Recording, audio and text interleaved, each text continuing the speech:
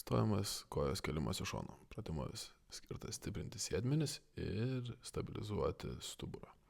Taigi ateiname prie sienos, per pilnai ištiestas rankas prieiname prie sienos, kojos pečių plotyje. Na ir kaip būsime pasiruošę, permetame svorį ant vienos kojos, šiek tiek prikeldami kitą koją ir atliekame su prikelta koja pakelimus į šoną. Kelti reikia apie 30-35 laipsnius.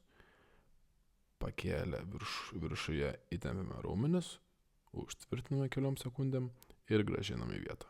Pakeliame, užtvirtiname ir grąžiname. Atlikus 5, 6, 7 arba pagal jūsų programą kitus skaičius, keičiame kojas. Perkeliame svorį ant buvusios kojos, šiek tiek pakeliame kitą ir vėl atliekame pakelimus. 30 laipsnių maždaug. Tuomet viršūnėje sutvirtiname, įtempiame sėdmenis, kelias sekundės užlaikę, grąžiname atgal.